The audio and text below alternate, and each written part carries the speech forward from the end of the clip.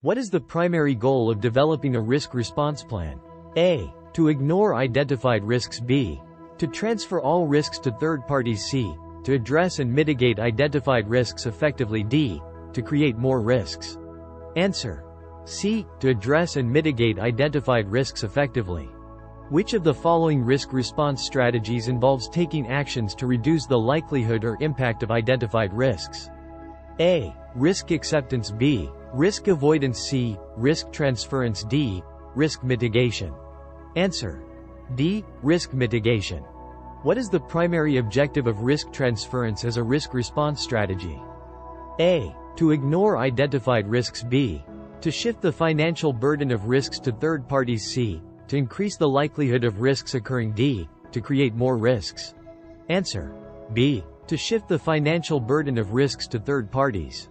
Which of the following best describes the concept of residual risk? A. The initial level of risk before any mitigation measures are applied. B. The level of risk that remains after mitigation measures are applied. C. The potential impact of risks on business operations. D. The likelihood of risks occurring in the future. Answer. B. The level of risk that remains after mitigation measures are applied. What is the primary purpose of establishing risk thresholds in risk response planning? A. To ignore identified risks. B. To define acceptable levels of risk for the organization. C. To create more risks. D. To transfer all risks to third parties. Answer. B. To define acceptable levels of risk for the organization. Which of the following risk response techniques involves sharing risk ownership with external parties? A. Risk avoidance. B. Risk acceptance. C. Risk transference. D. Risk mitigation. Answer. C. Risk transference. What is the main goal of creating a risk treatment plan? A. To increase the likelihood of risks occurring. B. To shift the financial burden of risks to third parties. C. To define specific actions and measures to address identified risks. D. To ignore identified risks. Answer. C. To define specific actions and measures to address identified risks. Which of the following is a typical component of a risk treatment plan? A. Risk acceptance criteria. B. Risk avoidance techniques. C. Risk transference options. D. Risk enhancement strategies. Answer. A. Risk acceptance criteria. What is the primary purpose of conducting a cost-benefit analysis as part of risk response planning? A. To ignore identified risks. B.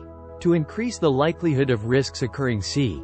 To evaluate the potential costs and benefits of risk mitigation measures. D. To create more risks. Answer.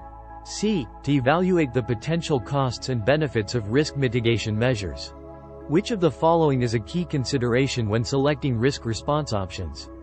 A. The complexity of the response. B. The desire to create more risks. C.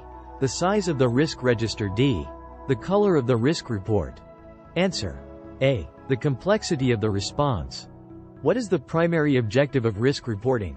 A. To ignore identified risks. B. To provide stakeholders with timely and relevant information about risks. C. To increase the likelihood of risks occurring. D. To create more risks. Answer. B. To provide stakeholders with timely and relevant information about risks. Which of the following stakeholders should typically receive risk reports?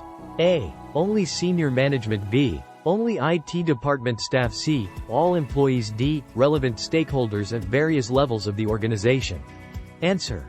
D. Relevant stakeholders at various levels of the organization. What is the purpose of using risk heat maps in risk reporting? A. To represent risks using colors and symbols. B. To ignore identified risks. C. To increase the likelihood of risks occurring. D. To create more risks. Answer. A. To represent risks using colors and symbols. Which of the following best describes the concept of risk aggregation in risk reporting? A. Combining individual risks into a single, comprehensive view. B. Ignoring identified risks. C. Increasing the likelihood of risks occurring. D. Creating more risks. Answer. A. Combining individual risks into a single, comprehensive view. What is the primary objective of conducting regular risk reviews as part of risk reporting? A. To create more risks. B. To ignore identified risks. C. To assess the effectiveness of risk responses and controls. D. To increase the likelihood of risks occurring. Answer. C. To assess the effectiveness of risk responses and controls. Thank you for watching Cyber Trainer. Like and subscribe.